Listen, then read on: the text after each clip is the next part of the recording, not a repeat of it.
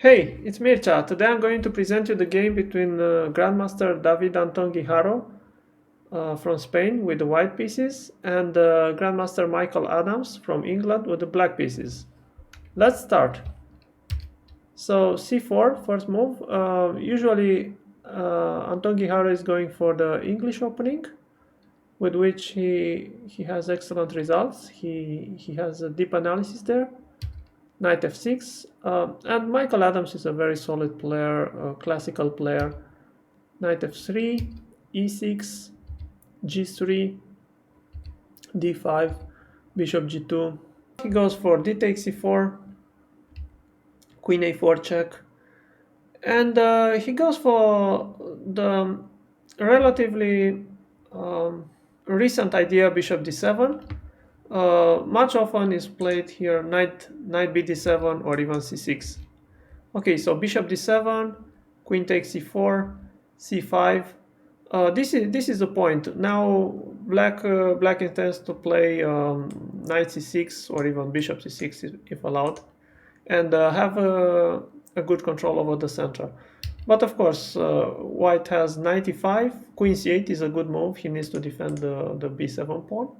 White is getting the pair of bishops. On the other hand, black has a firm control over the center and good pieces, which compensates for the pair of bishops.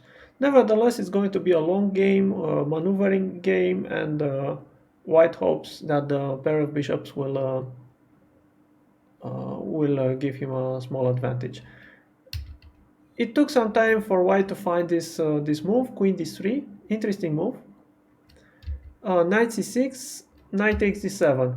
And now in the previous game, Michael Adam took with the queen, and he was quite okay. Queen takes d7, king takes d7. Probably white can try here knight c3, bishop e7, and b3. With a long maneuvering game ahead, like bishop b2, rook c1, castle.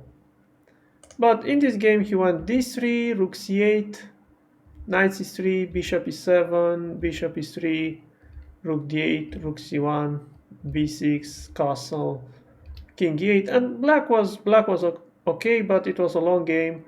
Howell, Michael Adams in London 2018.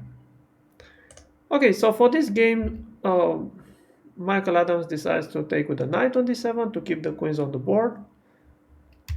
And there we go, b3, bishop e7, bishop b2, castle, rook d8. Obviously, black has a nice development and good control over the center, as I mentioned before. And white is having these strong bishops on the diagonals, but he needs to regroup his pieces. For example, the queen on d3 is misplaced. He needs to control the central squares with d3, e3, for example. And there he goes, knight c3. There is no good move from the d7 knight to attack the queen. Knight f6, queen c2, knight b4, queen c1. So black was just chasing white's queen, but the queen is running away, and he will be able to drive the knight back. Queen d7, rook d1. This is very useful because he will need the rook on the d file. He will later on play d3, and he needs to have this d3 pawn defended. Rook ac8, d3. And in this game, black played h6. Actually, Anton Guijarro played a game last year against Karyakin in Isle of Man. And there Karyakin played b6, queen d2, knight d5, knight e4, h6, e3, and as you can see, white is just regrouping his pieces and putting the pawns on d3, e3 just to control the center, and little by little he was slightly better.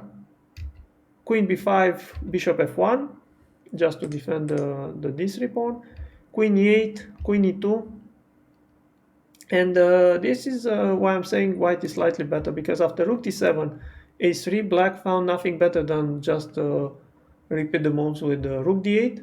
So it's clear that black's pieces are optimized, but he's lacking a plan. So the game ended in a draw, but white had slightly better chances. Nevertheless, in this game, black goes h6 immediately, rook b1. This is an interesting move. Okay, the rook will have to go to c1 later on, but it's just preparing. It's just waiting for now. b6, a3, and actually here is the new plan. Michael Adams retreats the knight to c6, which is also very natural. In the Karyakin game, black went knight b d5. Okay, so he goes knight c6, and now white goes e3. He still has to regroup the queen. The queen needs to get to e2 and this rook to c1, and then the regrouping is done. And black doesn't really have a good plan. He has to wait. Knight d5 he played in the game. Knight d4, for example, is interesting. Obviously, you cannot take on d4 because then black would regain the piece with a nice advantage. But white can just play bishop a1 and then with the idea to play queen d2 and the knight will be attacked. And if knight b5, for example, there is knight e2. Of course, this is possible. This is possible for black. Black goes knight d5 instead. Again, white doesn't want to exchange pieces, so he goes knight e4, queen c7, and now queen c2. The queen is getting to e2, which is a very good square. Queen b8, queen e2. So what I liked in this game is white's plan. It looks very natural. It's a long-term plan, and it's nice to see it put into practice. Knight d5, rook bc1. Finally, the rook was not doing much on b1, and here it feels much better to have the rook on the c file. Knight d7. So black is marking time. He has a normal position, but there is not much he can do to improve it. And now that all the pieces are in good, all the white pieces are in a good position, he needs to do something. So he decides to go f4 with idea g4, g5, and to go for a kingside attack, which is a good plan. Black goes a5. b5 was an interesting move, but probably Michael Adams still hadn't decided to weaken the c5 pawn. But this is more direct, and now if g4, black would just go c4 with counterplay.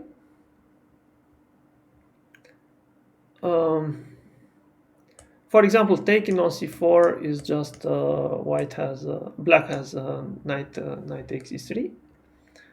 But obviously white doesn't have to play g4. He can change the plans a little bit and just play rook c2 with idea to double on the c file. Okay, so black went a5, just pushing the pawns on the queen side. White is also pushing the pawns on the king side. And now black goes knight 5 f6. Again, if b5, there could be g5 this time. Pawn takes g5, pawn takes g5. With an unclear position, probably black has to go for c4 with some complications. So black went knight 5 f6. White goes knight d2, knight d5, and now they just repeated the moves probably to gain more time on the clock. So knight e4, knight f6, and white avoids this repetition with knight c3. Now obviously knight d5 is not possible, so he goes b5 finally. White goes g5, pawn takes, knight h7, h4 just to defend the g5 pawn. And I think this is a critical moment. Black had the right idea but didn't implement it right away. So the best was to play c4 here. Pawn takes c4, pawn takes, and now if d takes c4, then knight c5. Black has good compensation. This knight is very well placed. The white king is a bit weakened, and the knight on h7 could go back into play via knight f8. And if c4, pawn takes, then d4, black can go queen g3. Suddenly the queen is getting to the white king side. Queen f2 and even queen g4 with unclear play, because by pushing the king side pawns, white weakened his king's position. So this c4 here was the best. Also interesting was to play queen g3, but then queen f2, and after the exchange of the queens, rook b8 just to defend on b5. White is slightly better here, but at least there is no attack on the black king. Nevertheless, white has the pair of bishops finally, and the position opened up a little bit. And this pushing on the king side makes sense now in the ending. Okay, black goes knight e5, knight e4. Of course, this is the ideal square for the white knight. Once the black knight was driven back to h7 from f6, this knight is staying very well on e4. As I said, black found the right idea to go c4. He is playing c4 now, but white found a very nice sequence of moves. Bishop takes e5, queen takes e5, d4, queen c7, what else? And now he finds a very, very nice move, a4. Just attacking the pawns on the queen side, and he's going to win a pawn there. Black was already under pressure, and he has this knight on h7, so his move is understandable here. He went for f5, seeking some counterplay, but probably it was better to just take on a4, for example, rook c4, queen b6, b takes a4, and then white is a pawn up, but it's not all that clear. Black has some compensation.